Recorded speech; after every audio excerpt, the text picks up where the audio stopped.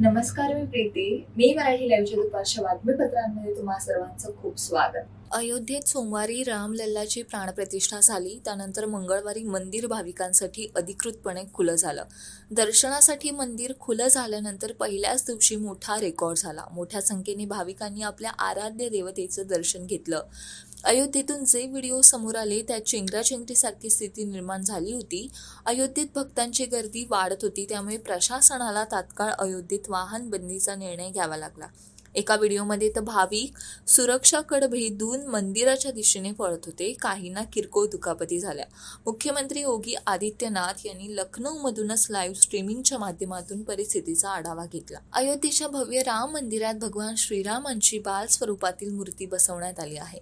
काळ्या रंगाची ही मूर्ती असून त्याला विशेष महत्त्व देखील आहे. या मूर्तीचे डोळे तेजस्वी दिसत आहेत. चेहऱ्यावर मोहक हास्य आहे. पंतप्रधान नरेंद्र मोदी यांनी 22 जानेवारीला श्री रामलल्लांची प्राणप्रतिष्ठा केली आहे.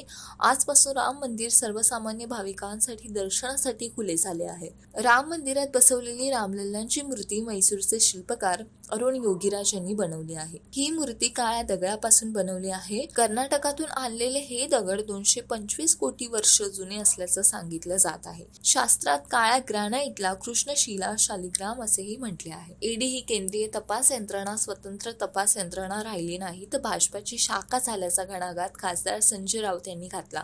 एकीकडे प्रभू श्रीरामाची पूजा करायची आणि दुसरीकडे आवाज दाबायचा असा प्रकार सुरू असल्याचा आरोप त्यांनी केला. रोहित पवार हे ईडी कार्यालयात हजर होण्यासाठी निघाले आहेत. ईडी आज त्यांची बारामती एग्रो संदर्भात चौकशी करणार आहे. महाविकास आघाडी ही रोहित पवार यांच्या पाठीशी असल्याचं राऊत यांनी सांगितलं. आमची लोकशाहीची लढाई आहे, ती कायम सुरू राहील असा निर्धारही त्यांनी व्यक्त केला. विरोधी पक्षातील नेत्यांच्या मागे ईडीचा ससेमिरा लागलेला दिसत आहे. राष्ट्रवादीचे कर्जत जामखेडचे आमदार रोहित पवार यांची ईडीकडून चौकशी केली जाणार आहे. बारामती अॅग्रो कारखाना प्रकरणी आज रोहित पवार ईडीच्या रडारवर असून आज त्यांची चौकशी होणार आहे. याच पार्श्वभूमीवर राष्ट्रवादी शरद पवार गट मोठं शक्ती प्रदर्शन करण्याच्या तयारीत आहे. बलाड पियर परिसरात ठिकठिकाणी रोहित पवारांचे बॅनर लावण्यात आले आहेत.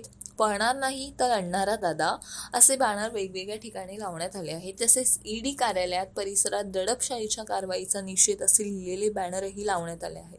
राष्ट्रवादीचे कर्जत जामखेडचे आमदार रोहित पवार यांची आज ईडी चौकशी होणार असून ते कार्यालयात दाखल झाले आहेत. बारामती अॅग्रो कारखाना प्रकरणी रोहित पवार ईडीच्या रडारवर असून आज त्यांची त्या प्रकरणी चौकशी होत आहे. त्यापूर्वी ते सकाळी हॉटेल ट्रायटेनमधून विधिमंडळात गेले आणि तिथे थोर पुरुषांच्या फोटोला अभिवादन केलं. त्यानंतर ते राष्ट्रवादीच्या कार्यालयात पोहोचले. तेथे त्यांनी शरद पवार, सुप्रिया सुळे आणि तसेच अनेक कार्यकर्त्यांची भेट घेतली. तिथून ते ईडी कार्यालयात चौकशीसाठी रवाना झाली. सुप्रिया सुळेही त्यांच्यासोबत उपस्थित होत्या.